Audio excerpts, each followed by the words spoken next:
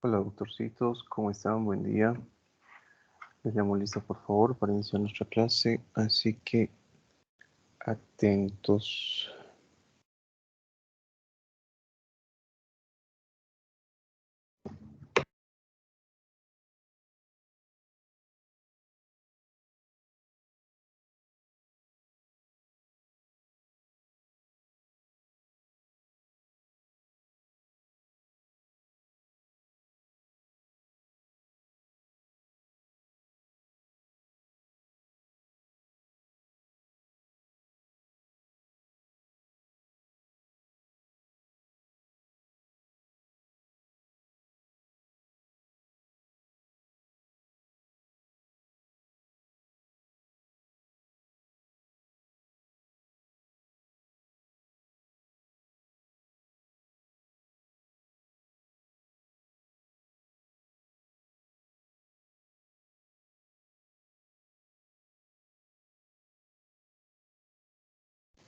Listo, doctores, atentos, por favor.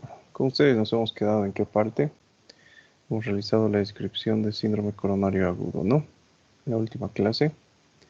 Y vamos a ver entonces en lo que es síndrome disentérico, ¿sí?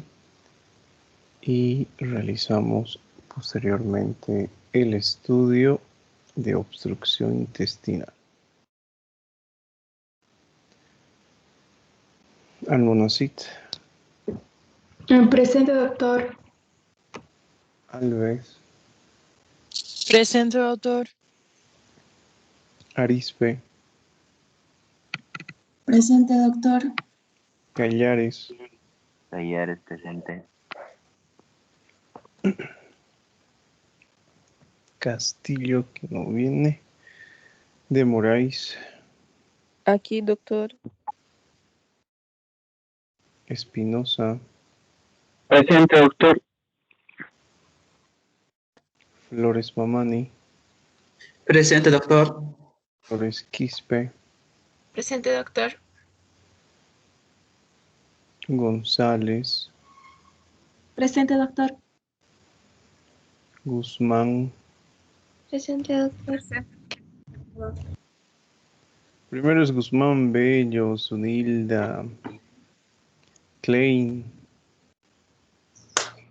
Presente, doctor.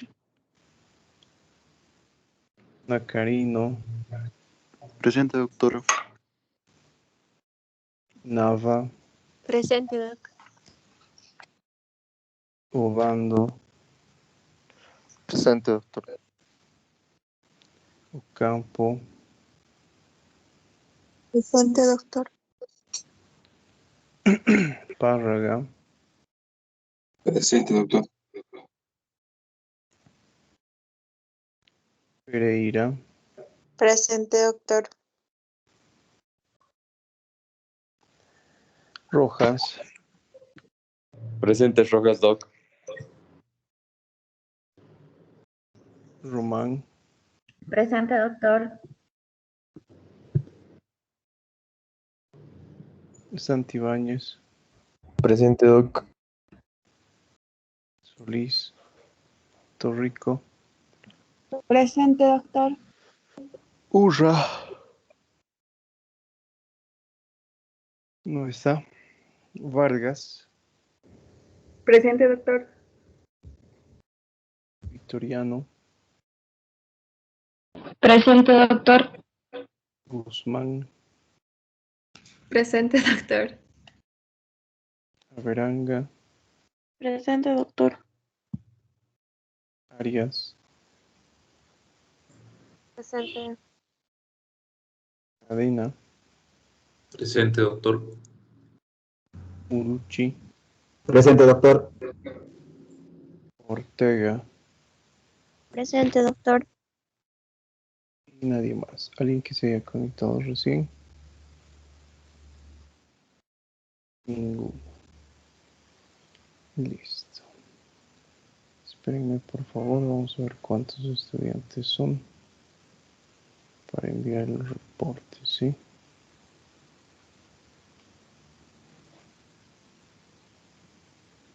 Listo.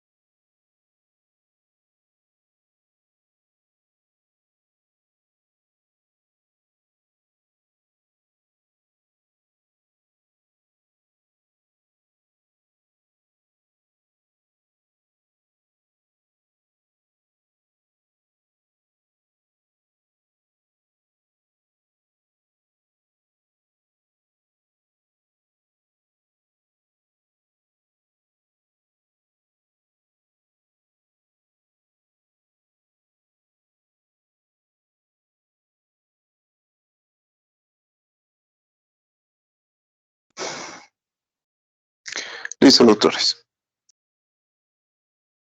Bueno, a ver, con ustedes en las clases de fisiopatología habíamos realizado el estudio con anterioridad de lo que denominamos síndrome disentérico, ¿sí? Entonces, de la misma forma, vamos a realizar lo que es un repaso semiológico. Lo vamos a asociar con algunos exámenes que ya habíamos estudiado también para describir cuáles son las características de este síndrome, ¿sí? A ver, ¿qué nos dice? Vamos a ir de abajo hacia arriba esta vez. ¿Qué nos dice Sunilda? ¿Qué síndrome disentérico para usted? O también conocido con el nombre de disentería.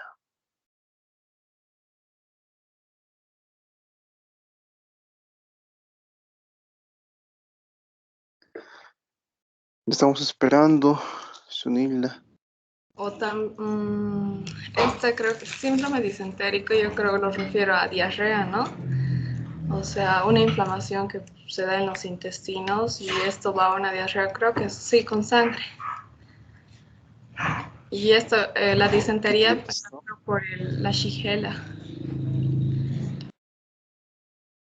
Listo, está bien. Tiene una idea su compañera de lo que es síndrome disentérico. Pero a ver, ¿qué nos dice Vanessa Laura Ocampo? Para usted, ¿qué síndrome disentérico, Vanessa? Prohibido decir no sé, porque eso lo hemos estudiado ya hace tiempo. Si ustedes recuerdan, a ver, les voy a recordar un poquito. Habíamos realizado el estudio de síndrome disentérico en fisiopatología.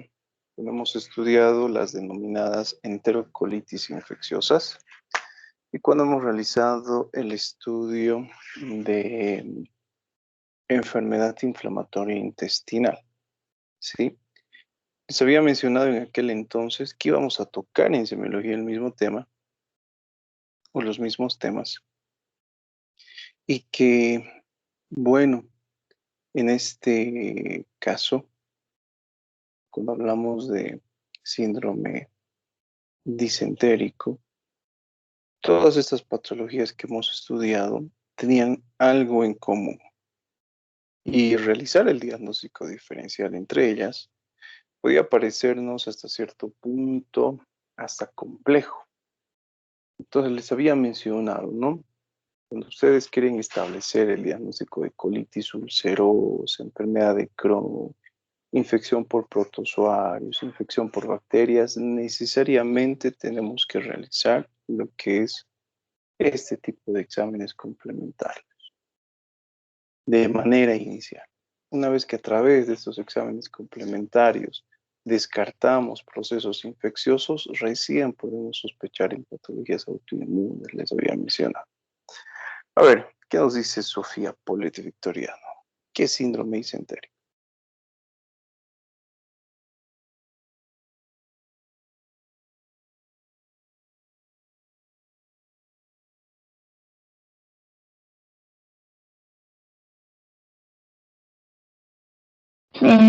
No está Se podría decir así.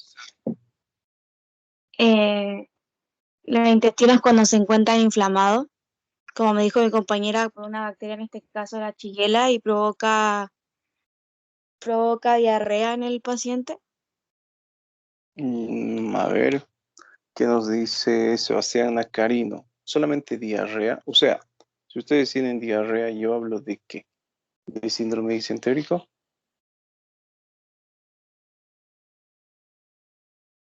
¿Cuál es la característica del síndrome disentérico?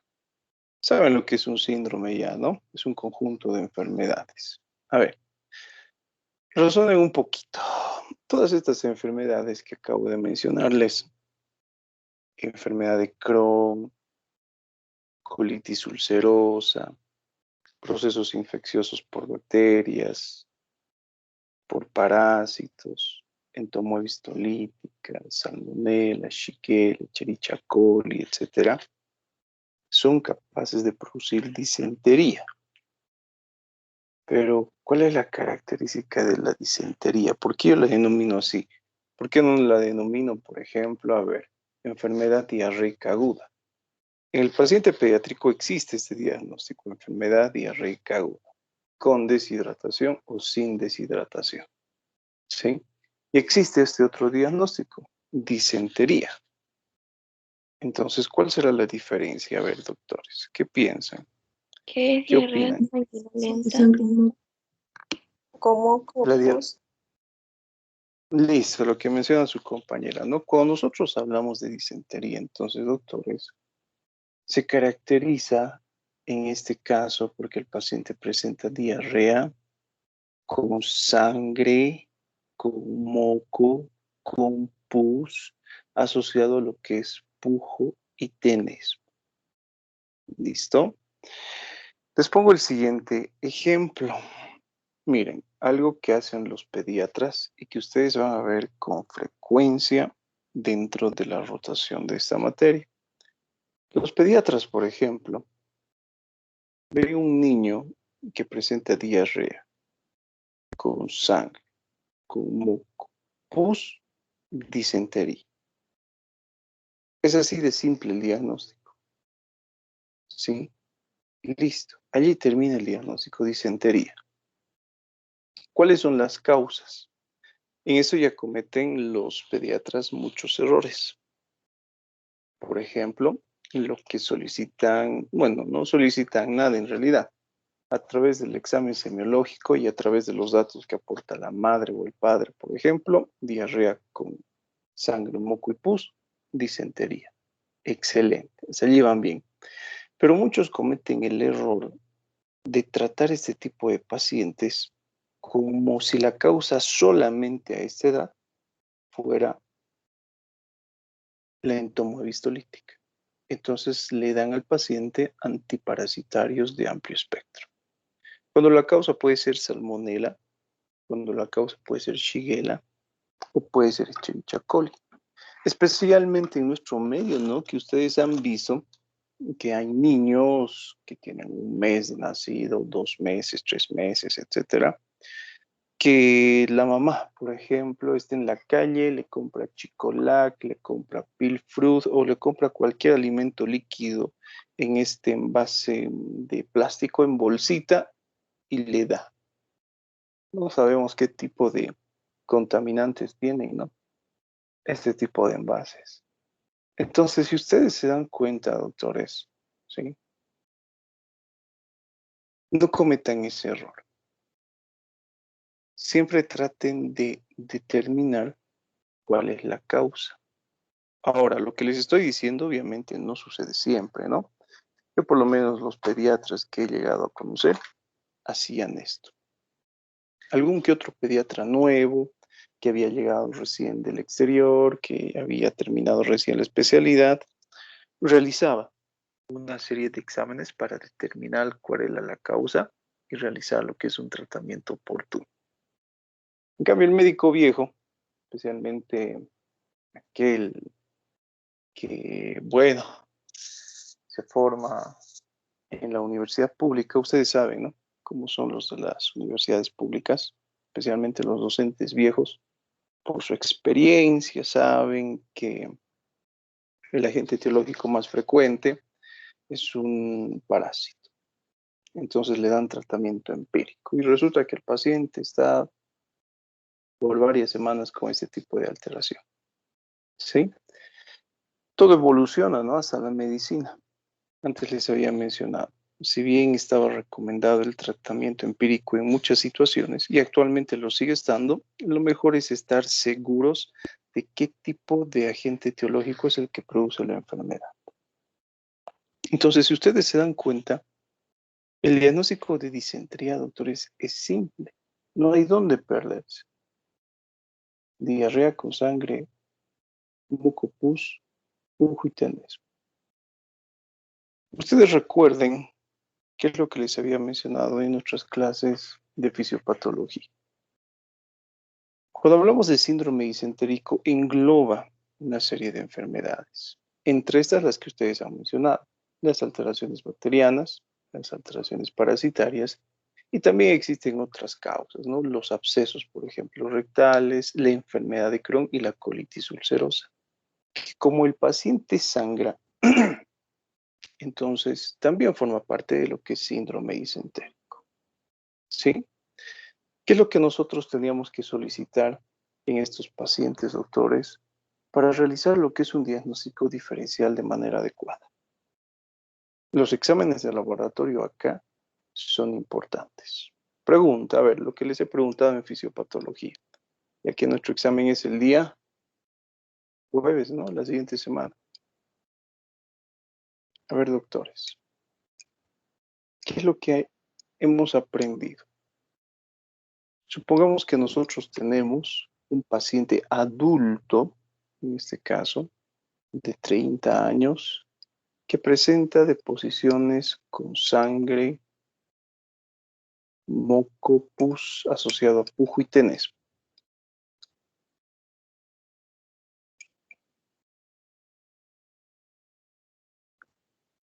¿Cuáles pueden ser las causas a esta edad?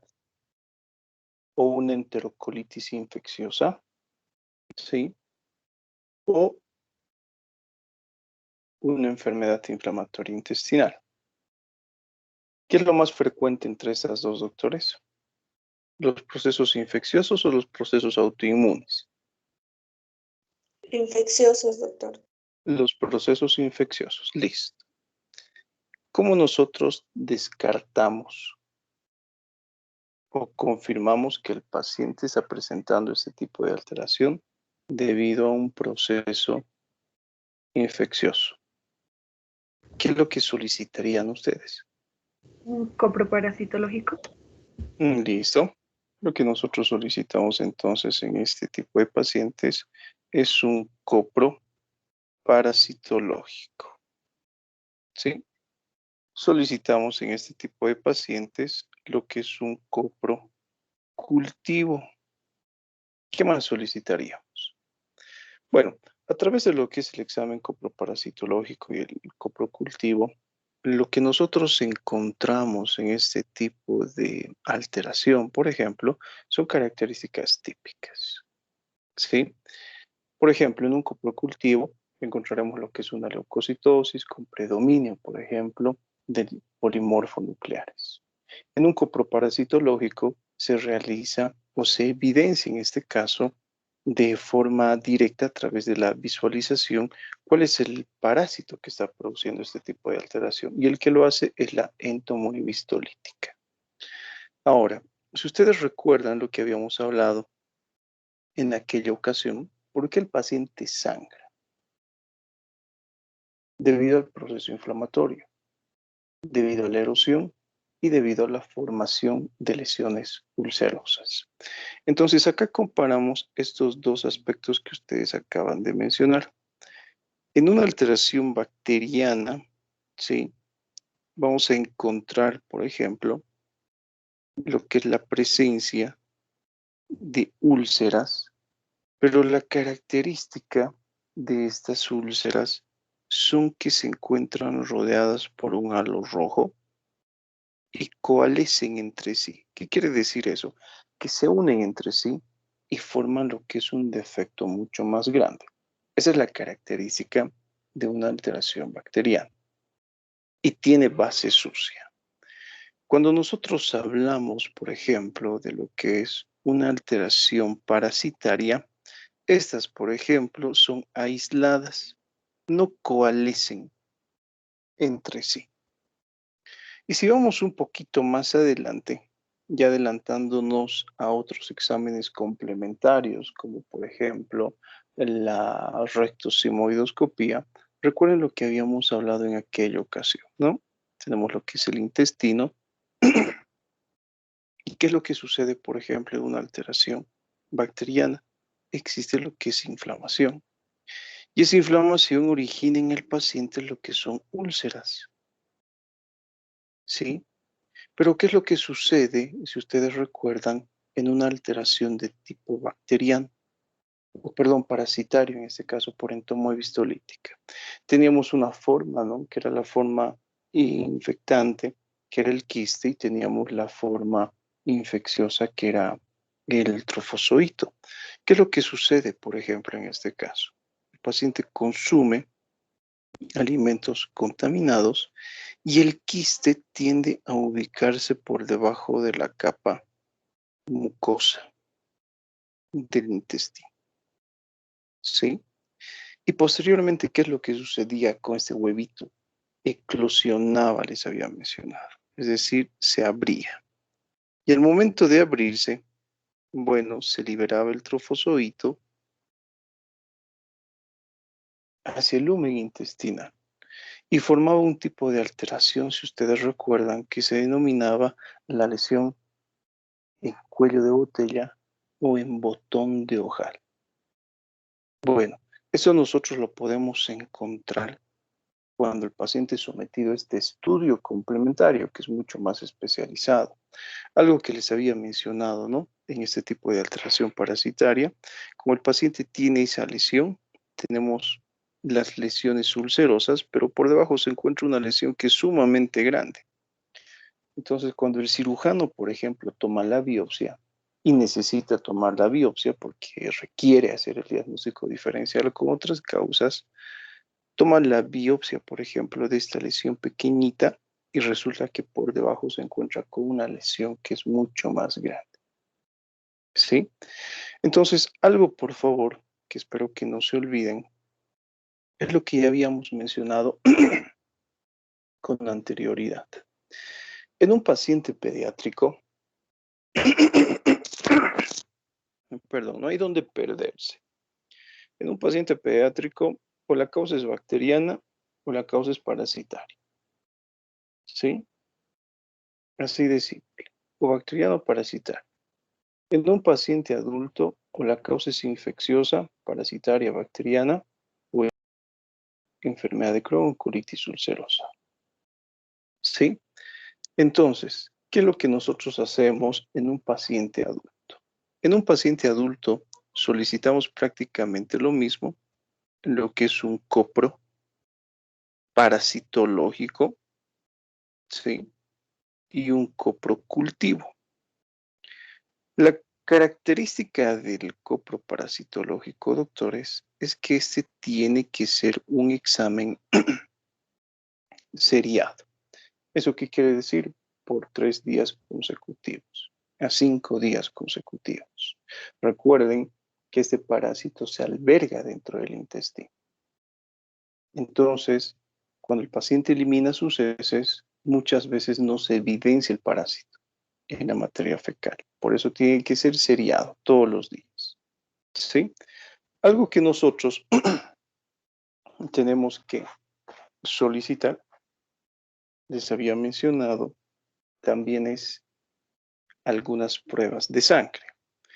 Entre las pruebas de sangre que nosotros encontramos, para empezar, el hemograma. En caso de que se trate, por ejemplo, de lo que es una alteración de tipo bacteriana, a diferencia de una alteración de tipo parasitaria, encontramos diferencias que son puntuales. Por ejemplo, en caso de una alteración bacteriana, lo que nosotros encontramos es la leucocitosis a predominio de polimorfonucleares. ¿Sí? Eso es lo característico. Y en una alteración parasitaria encontramos lo que es una leucocitosis, pero en este caso puede existir o no eosinofilia, ¿sí?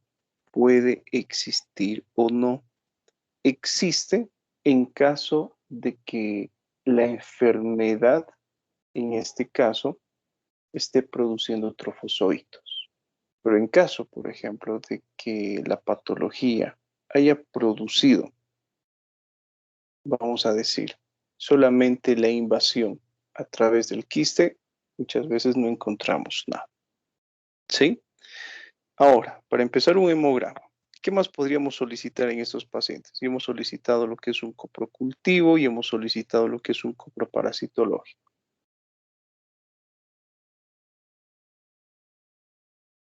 Solicitamos ELISA. ¿ELISA para qué?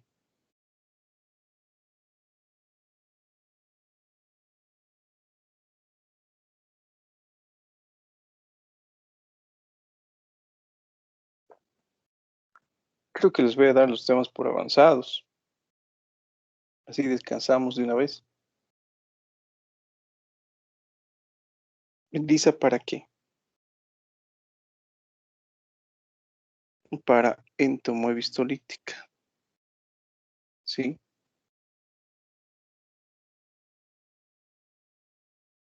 ¿Qué también podríamos solicitar en estos pacientes? ¿Qué otro tipo de ELISA, doctores? ¿O para qué? A ver qué nos dice Sebastián.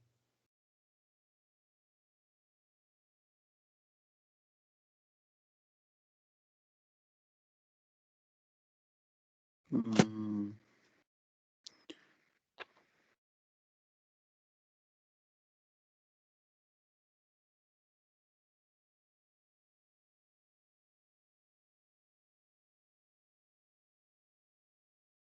No, ninguno. ¿Qué pasa, doctorcitos? Creo que no los voy a dejar pasar a cuarto. Para E. coli. ¿Para qué más podríamos solicitar?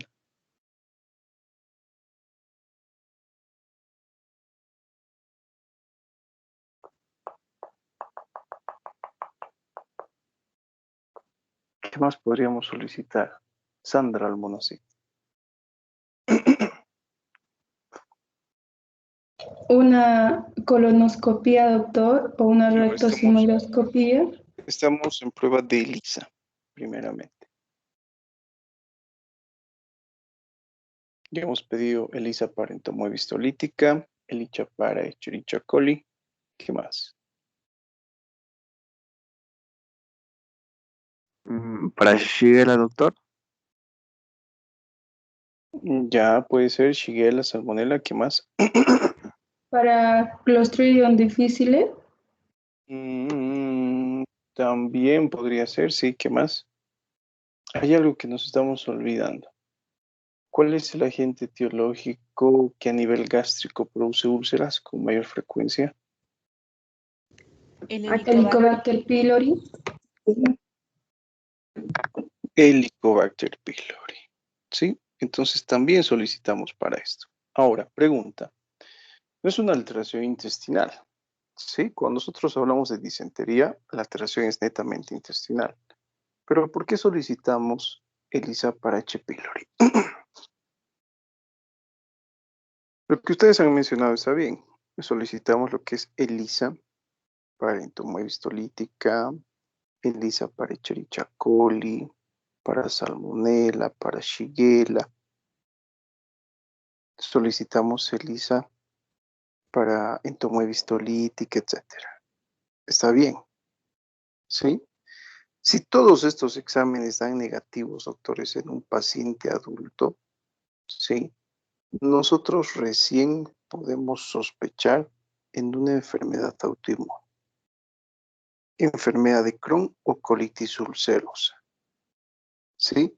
Especialmente colitis ulcerosa, porque como dice el nombre, tiende a la formación de úlceras. Ahora, habiéndoles dicho esto, ¿qué relación encontramos con Helicobacter pylori? Puede ser que este tipo de alteraciones, si ustedes recuerdan, como complicación produzcan úlceras, ¿sí? Úlceras gástricas. ¿Y recuerdan cuáles son las complicaciones de las úlceras? Hemorragia, perforación, penetración y estenosis. Doctores, Helicobacter pylori no es un agente etiológico causante de disentería, pero como es capaz de producir úlceras a nivel gástrico, esas úlceras muchas veces tienen un débito importante, es decir, que muchas veces el paciente sangra mucho.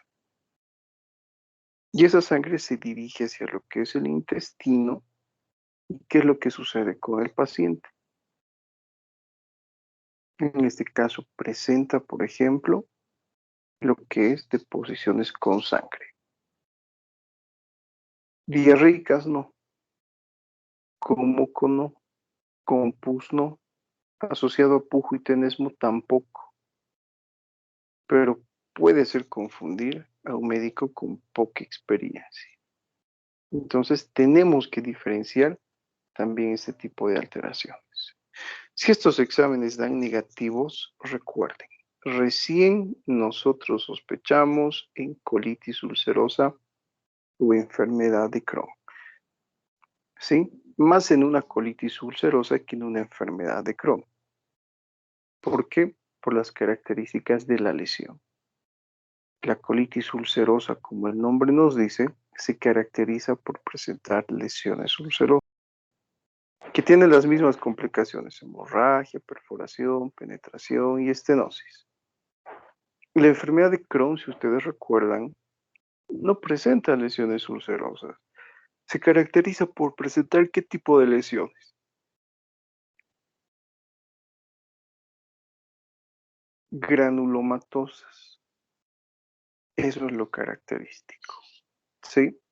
Entonces, doctorcitos, realicemos lo que es una tablita diferencial entre enfermedad de Crohn y colitis ulcerosa. Dígame una diferencia, por favor, Richard Valdemar Párraga, entre enfermedad de Crohn y colitis ulcerosa.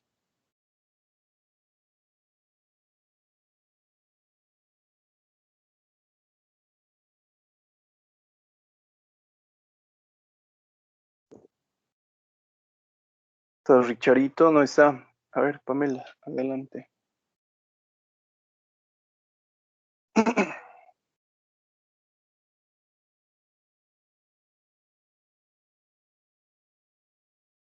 Tampoco, doctores. Van a ser liquidados en su examen final. Nicole Pereira Blanco. Diferencias entre enfermedad de Crohn y colitis ulcerosa. Doctor, recuerdo que la enfermedad de Crohn se daba casi en cualquier parte del intestino, y en la colitis ulcerosa creo que era en, en la parte final o terminal, creo que era, doctor, no recuerdo bien. Listo, está bien.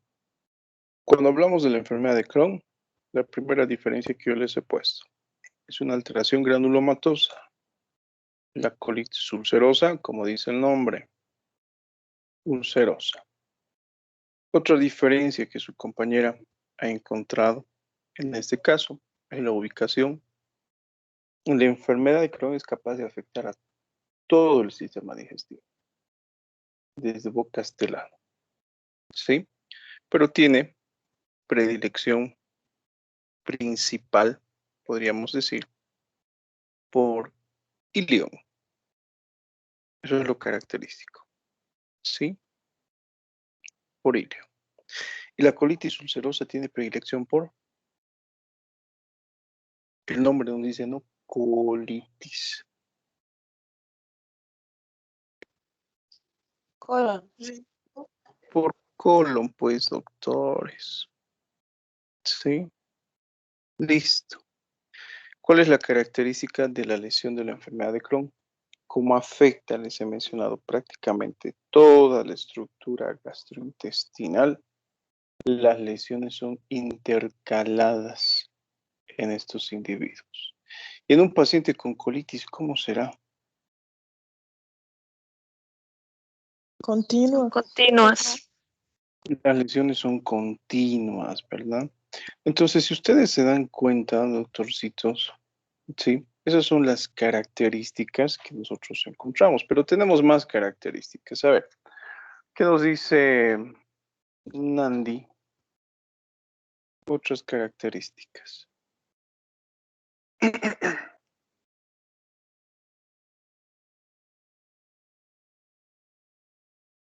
Entre enfermedad de Crohn que y la colitis también puede cruzar con anemia. O sea, en un estadio grave, y que sí, mientras la de Crohn no. A ver, ¿qué nos dice Milenka Ingrid González?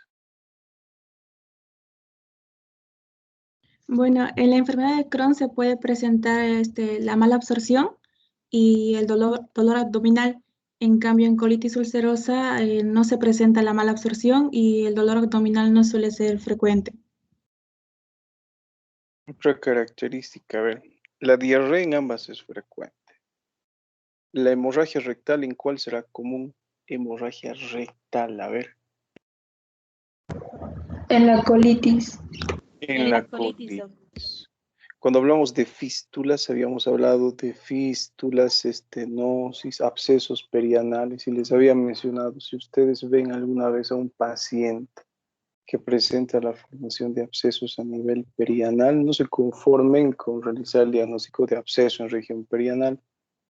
Sometan a este tipo de paciente otras pruebas para identificar alteraciones como la enfermedad de Crohn. Es frecuente en ese tipo de pacientes.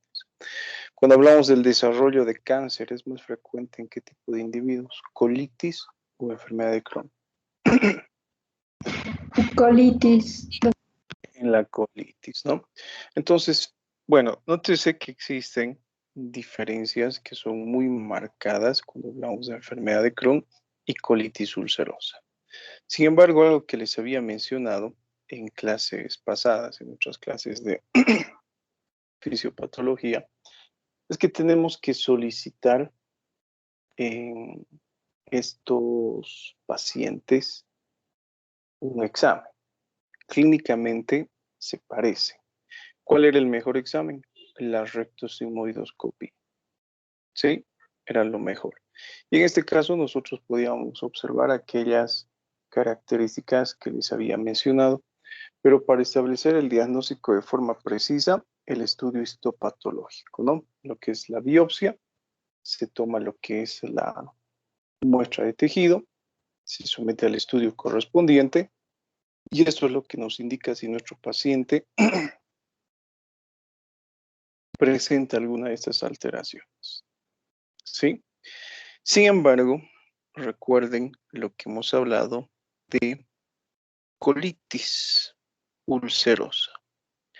La colitis ulcerosa podía tener diferentes estadios. Uno se caracterizaba por tener un estadio leve, existía un estadio moderado, existía un estadio grave y existía un estadio que se denominaba fulminante. Características, doctores, del estadio leve. Adelante, Milena.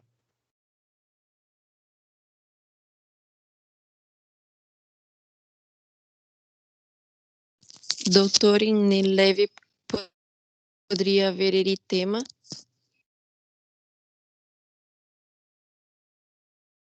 Eritema, ¿dónde el eritema?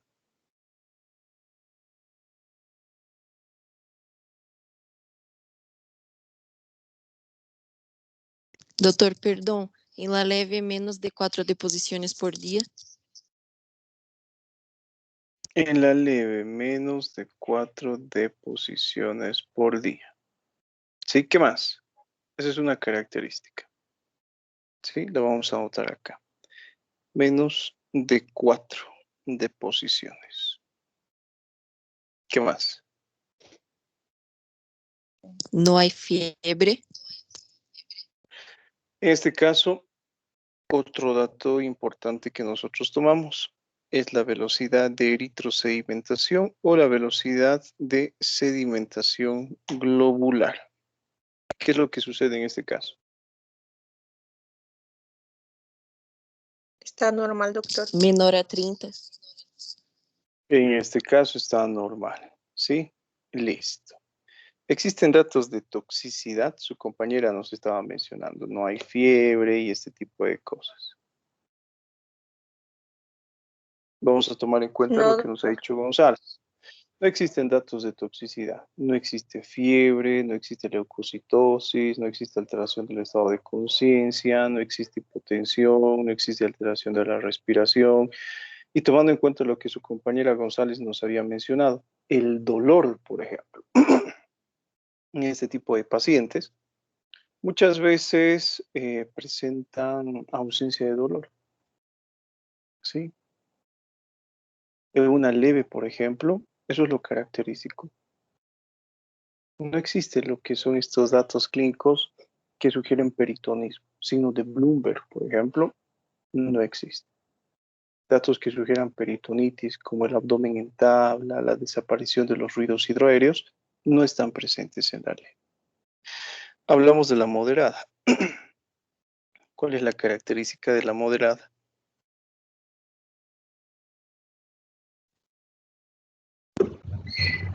En deposición de 4 a 6. Y aparece sangre. Listo. En este caso, por ejemplo, lo que nosotros encontramos son más de 4 deposiciones al día. Hasta 6 les había mencionado, no tienen que sobrepasar las 6 deposiciones al día, ¿sí? ¿Qué es lo que sucede con la velocidad de sedimentación globular?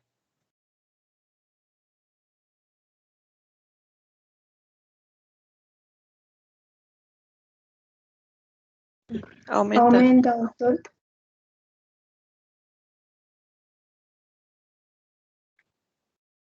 Normal o ligeramente incrementada, ¿sí? Eso es lo característico. Algo que su compañera nos ha mencionado.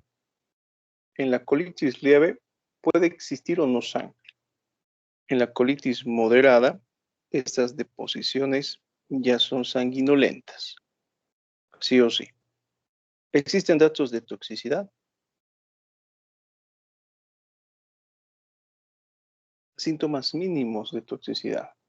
Signos mínimos. Taquicardia, alteración de la frecuencia respiratoria.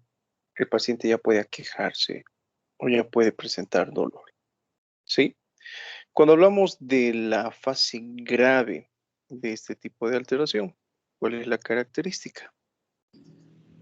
Son más de Más de 6 6. deposiciones, Doc. Más Con de sangre. 6 deposiciones al día con sangre, como había mencionado su compañera.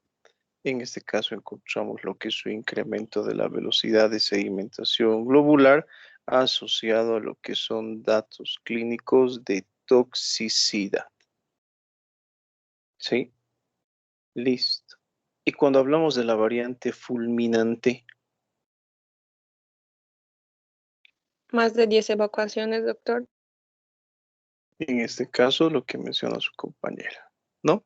Lo característico es encontrar más de 10 deposiciones al día con sangre. También encontramos lo que es un incremento de la velocidad de sedimentación globular. También encontramos en estos pacientes datos que sugieran toxicidad y algo frecuente en este tipo de pacientes, si ustedes recuerdan, en la variante fulminante, es el denominado megacolon. ¿Sí? El megacolon tóxico. ¿Cuál es la característica del megacolon tóxico? Cuando yo lo denomino así, es cuando el paciente presenta dilatación colónica, y eso les había explicado también en fisiopatología. No quiero que ustedes vean una placa radiográfica de abdomen y debido a la dilatación del colon digan megacolon tóxico, no, se queda en megacolon, nada más, o dilatación colónica. Listo, allí termina. ¿Sí? Pero si el paciente presenta ese tipo de dato clínico, que es el megacolon, asociado a datos de toxicidad sistémica, ahí recién nosotros lo denominamos como megacolon tóxico.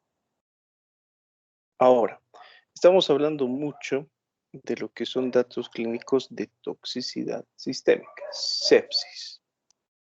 ¿Cuáles son las características de sepsis? Para facilitarles la vida, eso también lo habíamos visto en nuestras clases de fisiopatología el semestre pasado, habíamos hablado de unos criterios, ¿sí? Que se denominaban así.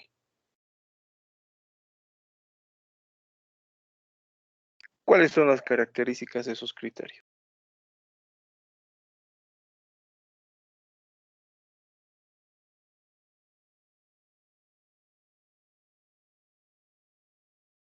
Una es que la frecuencia respiratoria tiene que ser más a 22 respiraciones por minuto y la presión arterial sistólica tiene que ser disminuida, menos de 100 miligramos de mercurio. Listo, a ver. Vamos a ir pasito a pasito. Suave, suavecito. La frecuencia respiratoria mayor a 22 por minuto. Listo. ¿Qué más nos decía? Disminución de la presión arterial sistólica. Por debajo de cuánto nos ha mencionado su compañera, 100 milímetros de mercurio. Excelente. ¿Falta algo más? La escala de coma de Glasnow, doctor. La escala de coma de Menor a Glasnow. 13 puntos. Menor a 13 puntos. Entonces, fíjense cómo se asocia todo, ¿no? Dentro de semiología, todo lo que hemos visto en fisiopatología, las tablitas, las escalas, etc. Entonces, estos datos clínicos, recuerden que nos permiten hacer el diagnóstico de sepsis de forma rápida. Obviamente encontramos otros datos de toxicidad sistémica, fiebre, taquicardia, bueno, la hipotensión, que ya lo hemos mencionado, alteración del estado de conciencia, alteración respiratoria.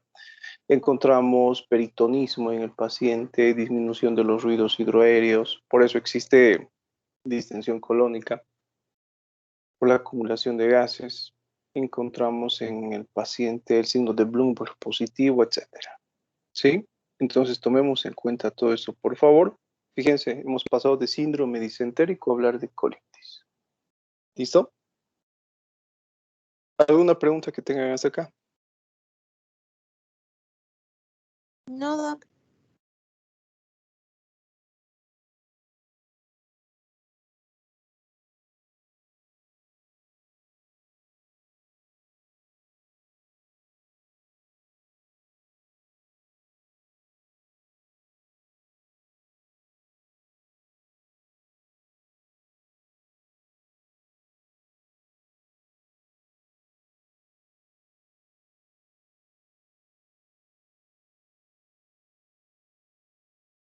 Hablamos entonces, doctores, de obstrucción intestinal.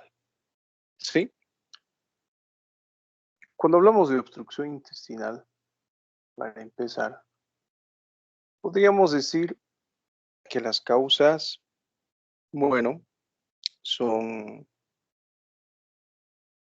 varias. Tenemos, por ejemplo, el denominado ileo mecánico, que enseguida vamos a ver qué es. Tenemos lo que es el denominado ileo paralítico y tenemos, por ejemplo, una causa que es mixta. Tomando en cuenta el proceso fisiopatológico, se puede clasificar de esta forma. ¿Sí? ¿Qué diferencia existirá entre obstrucción mecánica con una obstrucción paralítica y una obstrucción mixta?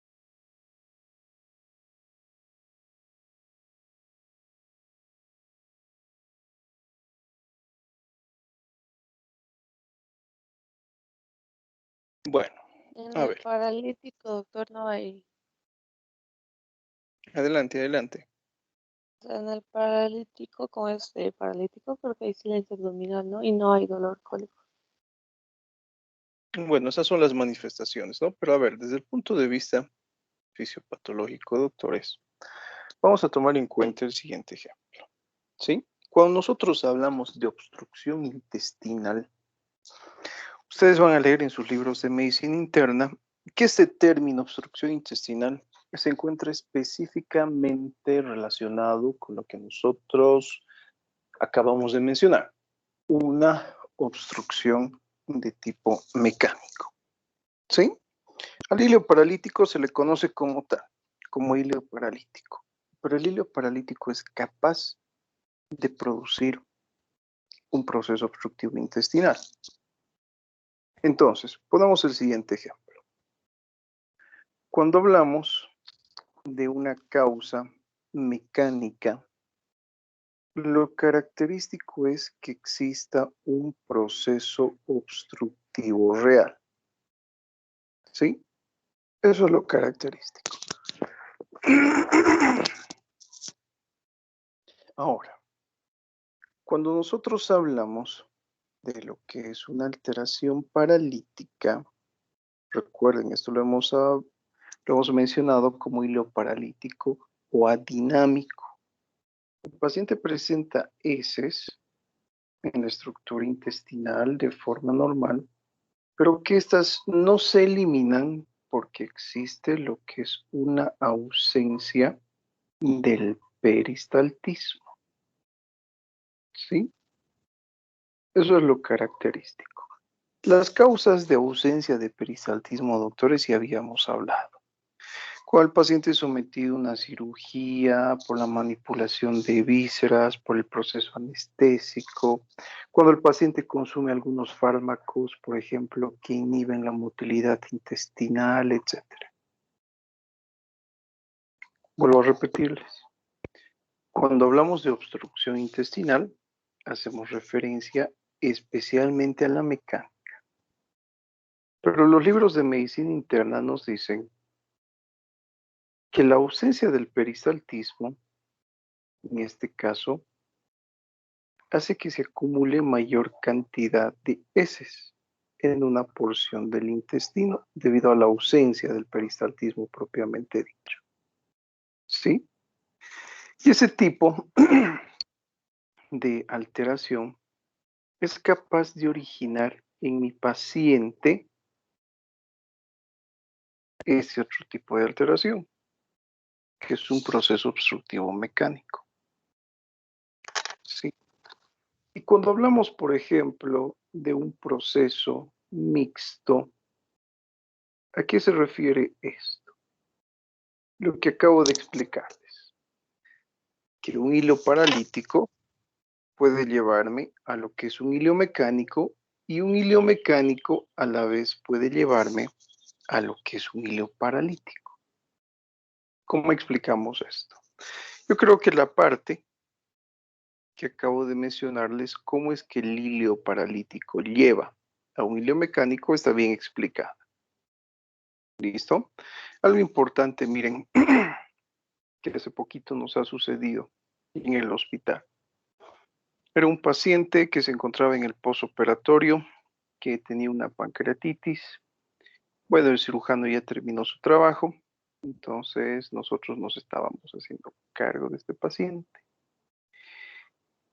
Y bueno, se sometió al procedimiento quirúrgico debido a una pancreatitis y el paciente seguía con la indicación de que no podía consumir alimentos. Y los familiares, siempre no metiches, introducían alimento de contrabando hacia la sala de internación de este paciente. Por suerte, no ha ocasionado en el paciente mayor alteración pancreática, pero sí ha ocasionado un cuadro de obstrucción intestinal.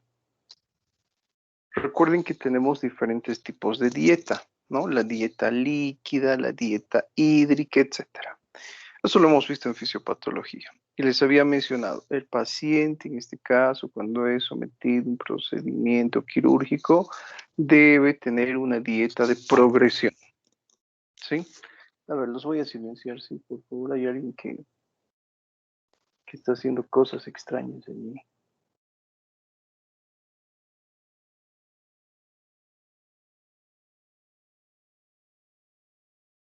Listo. Bueno, como les estaba comentando, ¿no? Por suerte no ha desarrollado una pancreatitis nuevamente. El paciente ya estaba estabilizado, etcétera, había formado lo que era tejido necrótico alrededor del páncreas, etcétera, y por eso el procedimiento quirúrgico. Recuerden que existe una dieta de progresión. Los cirujanos, por ejemplo, les van a decir, ¿no? Durante las primeras horas, nada de sólidos. Consuma líquidos. Va a pasar cierto tiempo, consuma, por ejemplo, algunos alimentos de digestión fácil, la gelatina, por ejemplo. Y después va a ir progresando, ¿no? Hasta que después, al cabo de unas horas o algunos días, el paciente consuma los alimentos que con normalidad consumía. En este caso, debido al procedimiento quirúrgico, vemos las indicaciones del cirujano y las mismas, ¿no? Nada por vía oral, después de 6 horas iniciar con lo que es la rehidratación oral, etc. Pero los familiares han introducido alimento y apenas el paciente ha recuperado su estado de conciencia, le han hecho comer. Su intestino no se movía, se ha acumulado todo el alimento allí, el paciente ha presentado un cuadro de obstrucción intestinal. Bueno, desgraciadamente para el paciente, se ha tenido que volver a operar. Claro, y los familiares completamente asustados, no sabían qué es lo que habían hecho, y al igual que el estudiante de medicina, ¿no? Echan la culpa al doctor y no a ellos. Se les explica, pero no entienden estas personas. ¿Sí?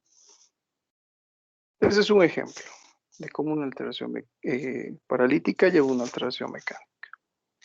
Y cómo una alteración mecánica lleva a una alteración paralítica. En este caso, les pongo el siguiente ejemplo. Hablamos de lo que es distensión. ¿Sí? Por encima del proceso obstructivo, va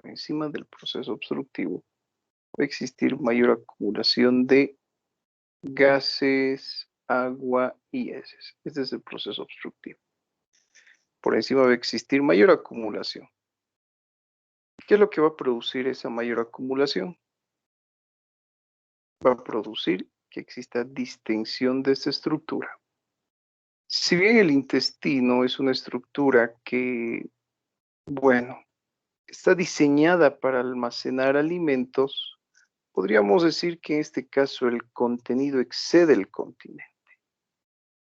Y eso va a producir alteraciones vasculares.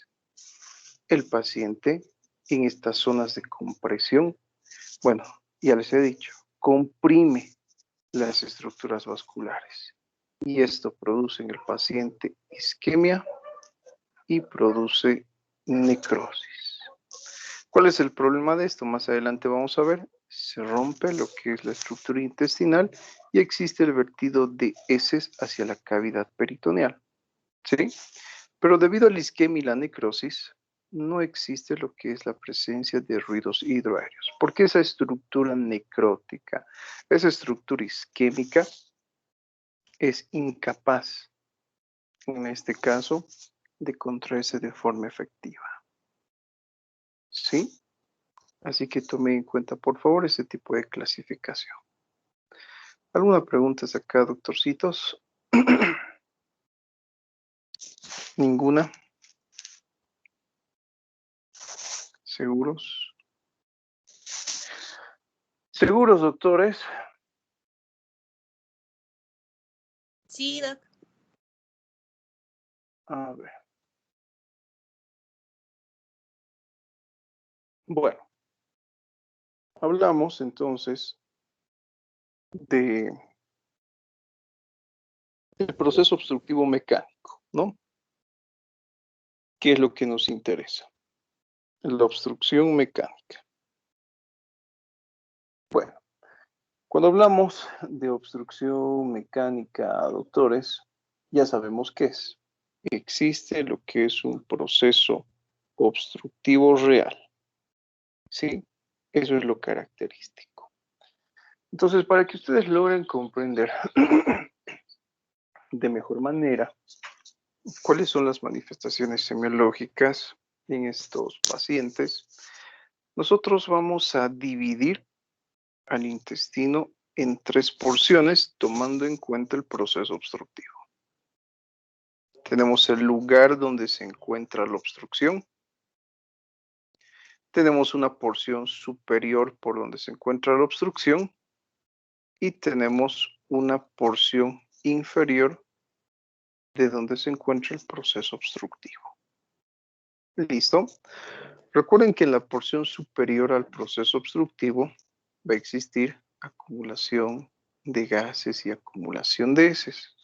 Pero por debajo del proceso obstructivo, doctores, también va a existir gases y heces.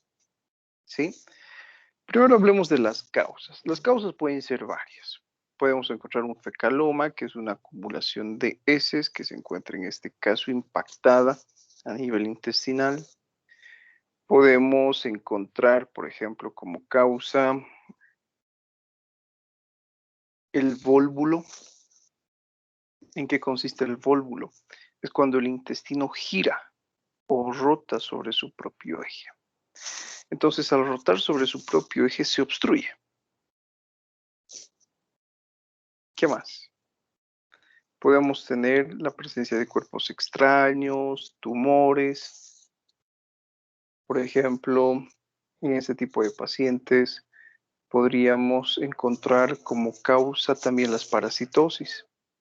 Algunas veces hemos visto en la práctica clínica pacientes que presentan infección por Ascaris, que presentan procesos obstructivos intestinales. ¿Qué más? En pacientes pediátricos, especialmente, encontramos un tipo de alteración que se denomina intususcepción intestinal. ¿En qué consiste esto? Una porción del intestino se invagina sobre el propio intestino y eso reduce lo que es el diámetro del lumen. Entonces, si ustedes se dan cuenta, causas varias, ¿sí? Pasamos directamente a describir entonces cuáles son las manifestaciones clínicas en este tipo de individuos.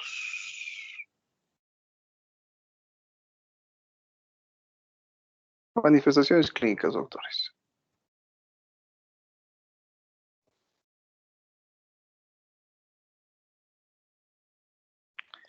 Doctorcitos. Manifestaciones. Dolor abdominal. Podría ser estreñimiento. Dolor abdominal. ¿Qué más? Vómitos, doctor.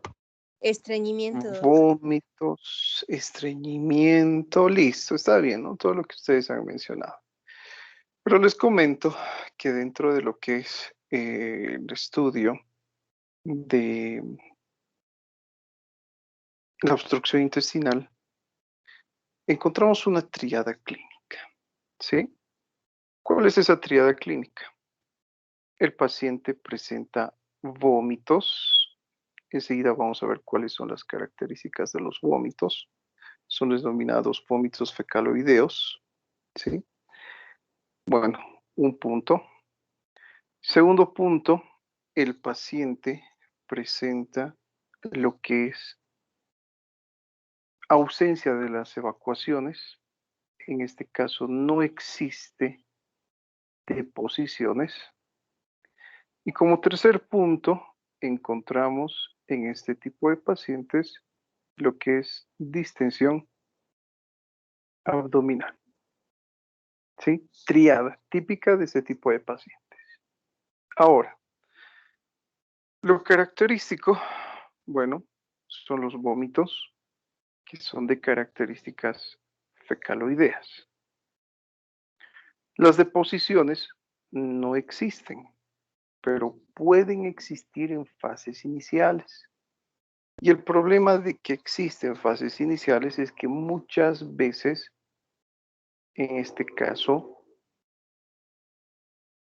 confunde nuestro diagnóstico. ¿Sí?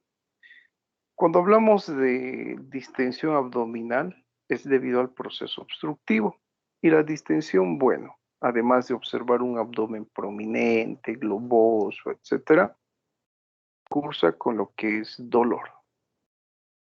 ¿Sí? Esto es lo característico. Ahora, ¿por qué creen que algunos pacientes pueden presentar deposiciones en fases iniciales.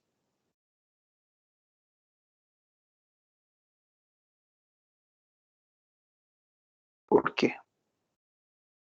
Un mecanismo de defensa para tratar de eliminar lo que es el proceso obstructivo del intestino es que existe un incremento del peristaltismo. ¿Sí? Eso es lo característico. Existe un incremento del peristaltismo. Y ya sabemos cómo se traduce el incremento del peristaltismo, como un incremento en el número de ruidos hidroaéreos.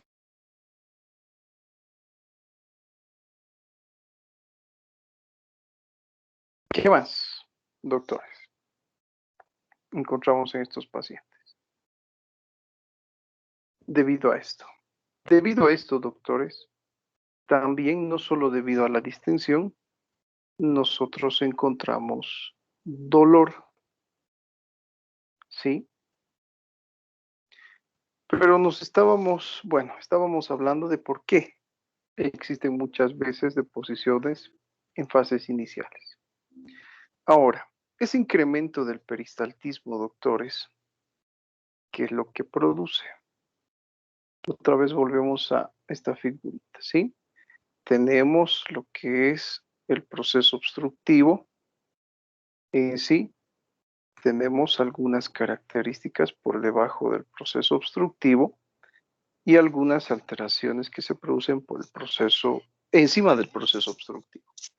Les pongo el siguiente ejemplo.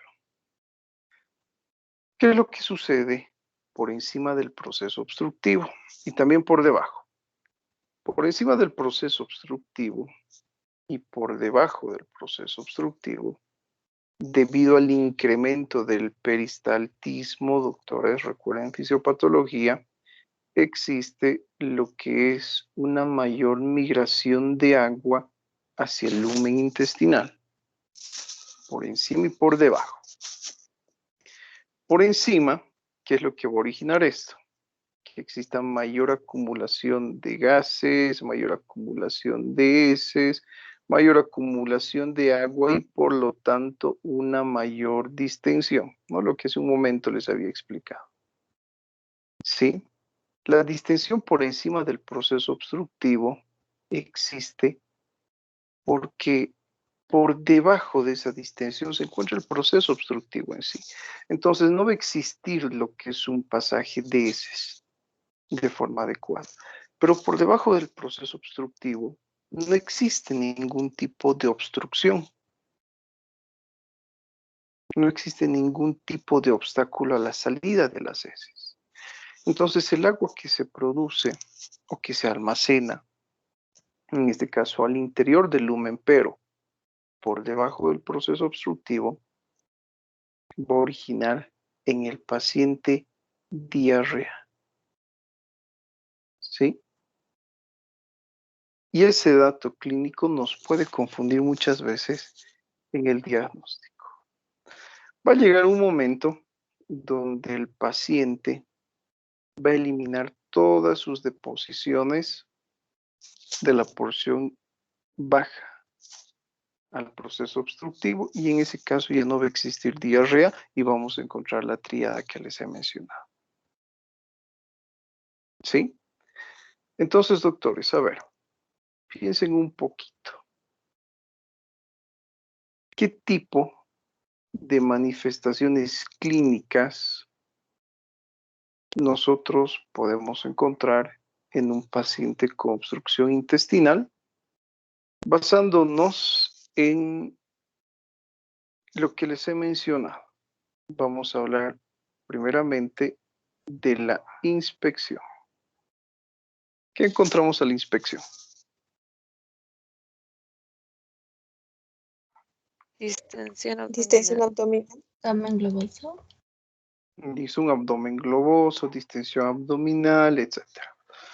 Les pongo el siguiente ejemplo. Miren, otro tipo de clasificación que nosotros encontramos del proceso obstructivo es que la clasificación abdominal de la obstrucción intestinal puede ser alta o puede ser baja.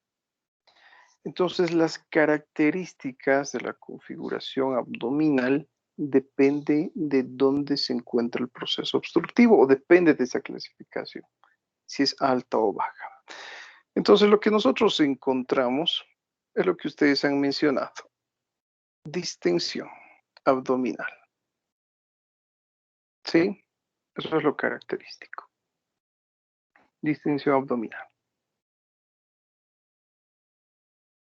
¿Cómo será la distensión abdominal en un proceso obstructivo bajo? ¿Será simétrica? ¿Será asimétrica? ¿Qué será?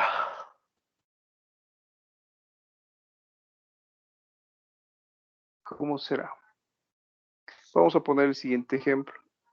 El paciente presenta un proceso obstructivo a nivel del recto. ¿Cómo será la distensión? ¿Simétrica o asimétrica? Simétrica, doctor. Va a ser simétrica porque va a afectar prácticamente toda la estructura intestinal. ¿Sí? Para esto, fíjense, tienen que saber anatomía, ¿no? Algunos deben pensar que el recto se encuentra en el cuello, por eso no responde. Tenemos el esfínter anal y tenemos el recto, ¿verdad? Listo. El proceso obstructivo se encuentra acá. ¿Qué es lo que va a suceder con la distensión en este caso? Bueno, va a producir alteración en todo el intestino. Pero supongamos que el proceso obstructivo es alto. Supongamos en la segunda porción del duodeno. ¿Cómo será la distensión abdominal? Es asimétrica. Nosotros vamos a encontrar, por ejemplo, un abdomen distendido pero asimétrico. Una parte solamente se va a encontrar distendida. Listo, excelente. ¿Qué más encontramos, además de la distensión abdominal, a la inspección?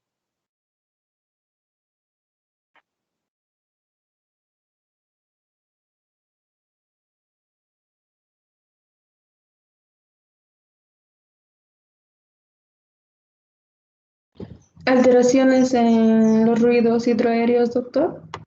A la inspección, bueno, le vamos a dar como válida esa, pero los ruidos hidroaéreos es a la auscultación. Lo que nosotros podemos observar en este tipo de observar es el peristaltismo. ¿Sí? Se puede observar el movimiento del intestino. ¿Qué más? ¿Puede haber deshidratación? En este caso, ¿por qué existe deshidratación? A ver, el grado de deshidratación puede ser tan grande que incluso el paciente puede llegar a presentar lo que es un shock hipovolémico. ¿Por qué? Volvemos a nuestra figurita, ¿sí? Tenemos una porción superior al proceso obstructivo y una porción del proceso obstructivo e inferior. Recuerden que debido al incremento del peristaltismo, el paciente retiene, les había mencionado, mayor cantidad de gases, mayor cantidad de heces y mayor cantidad de agua por encima del proceso obstructivo. Agua. ¿Ustedes creen que ese líquido que se retiene por encima del proceso obstructivo me sirve? ¿Creen que es volumen circulante que forma parte de la volemia o no? No, doctor. No forma parte de la volemia. Se ha creado un tercer espacio anormal que está reteniendo líquido. A ver, adelantémonos un poquito a un examen complementario. ¿Qué podríamos observar? ¿Qué sucederá con el hematocrito? Yo les voy a decir porque si no vamos a tardar un montón. En ese caso, Incrementa, doctor. Va a incrementar el hematocrito, ¿sí? Pero no por un incremento de los glóbulos rojos, sino por una disminución del plasma circulante. ¿Dónde se está dirigiendo ese plasma? Hacia lo que es ese proceso obstructivo, ¿sí? En su porción superior. ¿Listo? Shock hipovolémico. Ya sabemos cuáles son los datos de shock hipovolémico o de deshidratación. Sequedad de labios, bueno, mucosas, ausencia de la micción, hipotensión, incremento de la frecuencia cardíaca, cianosis, sudoración profusa, etc. Las manifestaciones clínicas de este punto, doctor, es shock, depende de la intensidad del mismo, ¿sí? En esto, bueno, ya no vamos a ver, pero estudie. Tenemos leve, moderado y severo. Y recuerden que de acuerdo a este tipo de clasificación, las manifestaciones semiológicas varían. ¿Qué más, doctorcitos? Recuerden lo que les he mencionado. El paciente puede presentar otro tipo de alteración, otro tipo de shock por la compresión de este tipo de estructura. ¿Sí? Si bien les había mencionado, es una estructura que está diseñada para almacenar materia fecal, esa compresión es tan grande que produce alteración vascular. Y el paciente presenta otro tipo de shock como complicación. ¿Cuál será?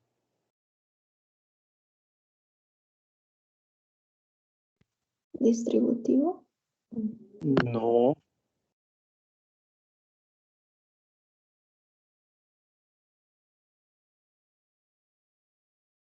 Esa pared intestinal se rompe y vierte materia fecal hacia la cavidad peritoneal. Shock séptico. Shock séptico o sepsis, ¿no? Ya saben cuál es la diferencia entre shock séptico y sepsis. Entonces, de la misma forma, volvemos a los criterios de SOFA. ¿Sí? Quick SOFA. Son estados ya complicados. ¿Qué más? Algo que nosotros observamos en este tipo de pacientes, o que el paciente refiere en realidad, es la presencia de vómitos. La característica de los vómitos en este tipo de individuos es que estos son fecaloideos. ¿Eso qué quiere decir? Adelante. A ver, ¿a quién preguntamos? Henry Murucci.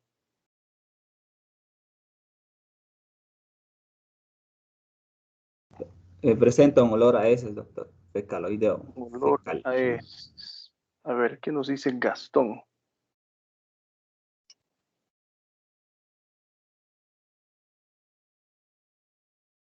¿Qué será el vómito fecaloideo?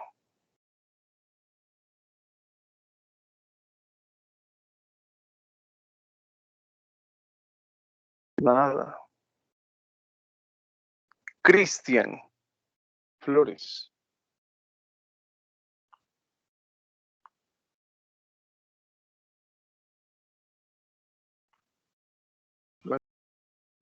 ¿Qué se puede?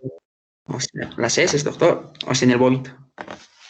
No, no te escuché, Cristian. ¿Qué dijiste? A ver, otra vez, por favor. Doctor, que si hay vómito fecaloideo, o sea, se puede observar, o sea,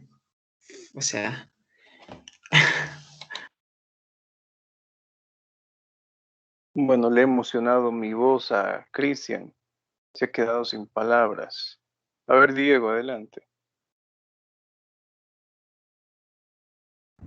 Doc, o sea, sería por el vómito fecaloideo, sería por la obstrucción intestinal. Claro, pero ¿cuál es la En la cual, característica del vómito fecaloideo? o sea, que el contenido que se expulsa es fecal. Es fecal. Les comento que no, ¿sí? Muchas veces uno cree eso, y ya les he repetido como 20 veces también sobre esto. Cuando hablamos del vómito fecaloideo, da la apariencia de que el paciente vomitara heces. ¿Sí? Da esa apariencia. Pero no vomita heces el paciente. Tenemos nuestro proceso obstructivo y por encima del proceso obstructivo, ya repitiendo por enésima vez, el paciente presenta acumulación de heces, de agua y de gases. ¿Sí? Eso es lo característico. En este caso, vamos a hacer referencia a un gas que se denomina mercaptano. ¿Sí? ¿Por qué es importante este gas? Muchas veces uno cree que el paciente elimina heces con el vómito, pero no elimina heces, doctores. Eso es imposible para empezar. Han visto mucho South Park, ¿no? En este caso, no es posible un reflujo de heces por el sistema digestivo, porque existen válvulas, existen mecanismos de defensa, la misma motilidad intestinal, el mismo peristaltismo, ya se han olvidado lo que hemos visto en fisiopatología, hemos realizado lo que es un repaso fisiológico, cómo es que se mueve el intestino. Hemos hablado de las ondas peristálticas primarias, secundarias, rápidas, lentas, etc. Entonces es imposible. Además que existen esfínteres también, ¿no? Que van a funcionar como mecanismo de defensa ante este tipo de situaciones. Entonces, de ninguna manera. Sin embargo, el gas, este mercaptano, ¿sí? Es gas. Por efecto de la gravedad, asciende con facilidad. Y este gas, bueno, tiene partículas, en este caso, contaminantes o bacterias. Entonces, este gas, doctores, es capaz de llegar hacia la estructura gástrica. Pasa con facilidad los esfínteres, el gas, ¿sí? El mercaptano. Y se encuentra ubicado ahora a nivel gástrico. Y como tiene una gran concentración, por ejemplo, de bacterias, estas bacterias son capaces de iniciar lo que es el proceso de putrefacción de alimentos a nivel gástrico. El alimento que el paciente ha consumido, que se encuentra a nivel gástrico, gracias a este gas, se inicia lo que es el proceso de putrefacción. Recuerden que el proceso de putrefacción es normal, pero es llevado a cabo en el intestino. En este caso, gracias a ese gas que asciende, que tiene estas partículas, etcétera, se lleva a cabo en el estómago.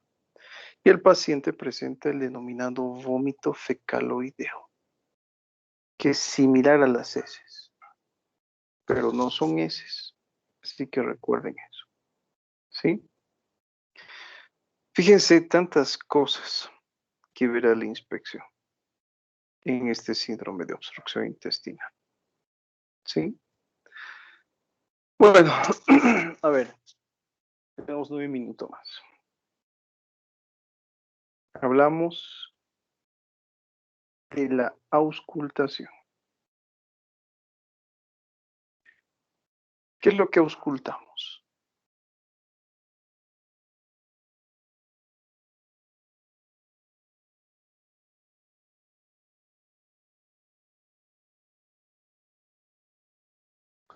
¿Qué auscultamos, doctores? Incrementa el peristaltismo, los ríos hidroaéreos.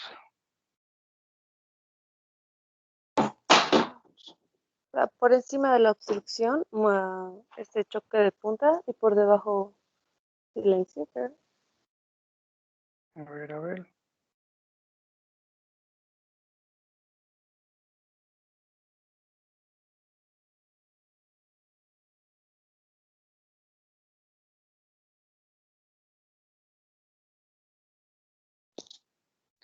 ¿Qué encontramos?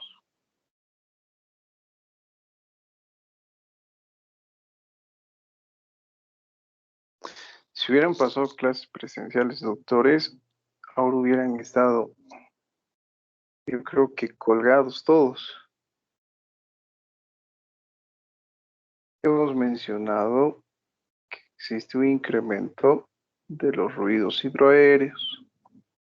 Nosotros ya sabemos que el incremento de los ruidos hidroaéreos se produce por un incremento del peristaltismo. Entonces lo que nosotros vamos a escuchar son ruidos hidroaéreos incrementados, que en este caso, bueno, no deben recordar, mis queridos estudiantes, cabezas de teflón, todo les resbala, ¿no? Encontramos los denominados borborismos, que ya sabemos que es un borborismo. Y algo que les había mencionado hace un tiempo atrás, cuando hemos visto abdomen. Por encima del proceso obstructivo, lo que nosotros tenemos que hacer es realizar la auscultación. La auscultación la realizamos acá. Lo vamos a marcar con rojo. ¿Sí? Por encima del proceso obstructivo. Escuchábamos un sonido, que era el denominado sonido de lucha, que eran sonidos de tonalidad alta, metálica, tintineante. ¿Sí? Eso era lo característico en este tipo de pacientes. Si ustedes han prestado atención a esta clase, bueno, pero dudo mucho, les había mencionado que el dolor no solo se debe a la distensión, el dolor también se debe a lo que es el peristaltismo. Entonces les había mencionado a inicio del semestre que el denominado sonido de lucha nosotros lo auscultamos por encima del proceso obstructivo, pero en el máximo acceso doloroso, cuando al paciente le duela más. ¿Por qué? Porque en este caso el dolor, si ustedes han prestado atención, está en relación con el incremento del peristaltismo. ¿Sí? Y el incremento del peristaltismo, bueno, va a producir ese denominado sonido de lucha por encima del proceso obstructivo. Y eso es lo que nosotros auscultamos en este tipo de pacientes. Eso en estadios iniciales, en fases iniciales. En fases, podríamos decir, complicadas, nosotros no oímos nada. En este caso, en fases avanzadas, cuando el paciente ha desarrollado una peritonitis, lo característico será el silencio abdominal. En este caso, les había mencionado, tenemos que preocuparnos. Eso me está indicando la gravedad del cuadro. Hablamos de la percusión. ¿Qué es lo que percutimos en estos pacientes?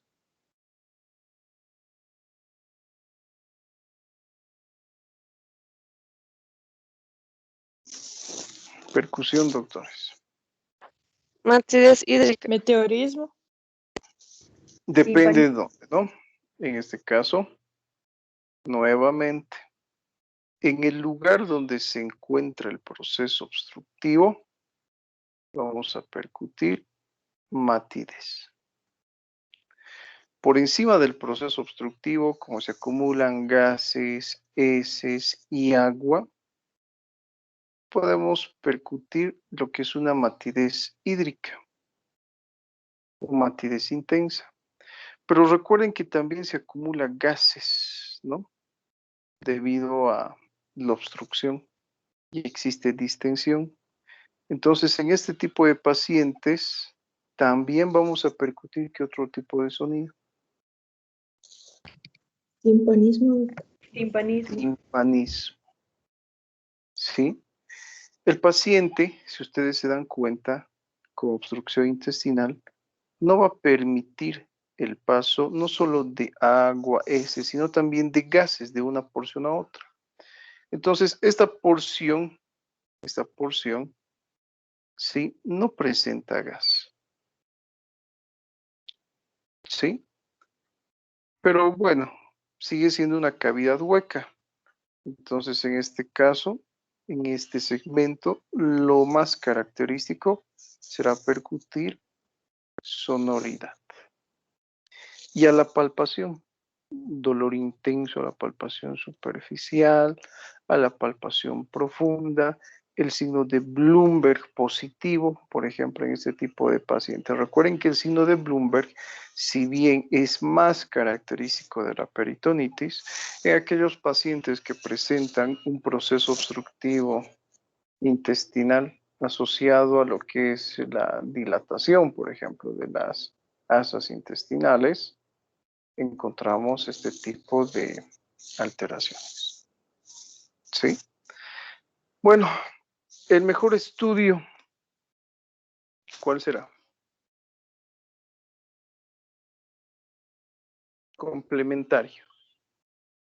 Tenemos que solicitar lo que es un hemograma, estudiar el hematocrito, en caso de que el paciente curse, por ejemplo, con alteraciones como shock hipovolémico, séptico, etcétera, lo vamos a estudiar en un hemograma. Pero para saber si el paciente realmente está cursando con un proceso obstructivo, el mejor examen es una placa radiográfica de abdomen. ¿Sí? ¿Qué encontraremos en una placa radiográfica de abdomen, doctores?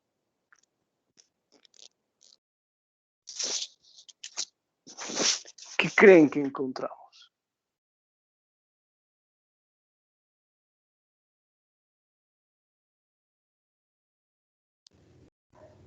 Un aumento del tamaño de las heces intestinales. Hay de las asas intestinales.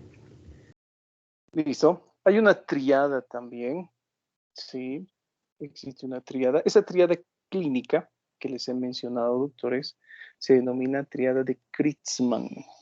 ¿Sí? Triada de Kritzman, o triada de Kritzman, perdón. Pero la triada imagenológica se caracteriza por ¿qué? Asas intestinales dilatadas, los famosos niveles hidroaéreos y la escasez de aire en el colon. Listo, con eso tenemos nuestro diagnóstico. Entonces, ya hemos visto insuficiencia cardíaca izquierda, derecha, congestiva, angina inestable, infarto agudo de miocardio con elevación de segmento ST, sin elevación de segmento ST. Hoy hemos estudiado lo que es síndrome disentérico, enfermedad inflamatoria intestinal, enterocolitis infecciosa, obstrucción intestinal mecánica. Ya tenemos 10 síndromes para nuestro examen final. En la siguiente clase vamos a basar otros tantos y hasta nuestro examen final otros tantos. Van a tener como 20 síndromes para estudiar para su examen final, doctores. Estaban flojitos. Yo sé que a muchos les falta nada para probar. 10 puntos, 20 puntos, que sobre 100 es una nada. No se confíen, doctores. Síndromes es amplio. Y estamos ya relacionando todo lo que hemos visto en el año. Cuidado a aquella persona que necesite 10, vaya a sacar 5 en su examen y repruebe la materia. Así que estudien, por favor. Pregúntenles a sus compañeritos del año pasado. Todos necesitaban 10 puntos, se han confiado, no han estudiado, la nota máxima ha sido 15. Y toditos tenían 0, 0, 0, 0, 0, 0, 0, 0.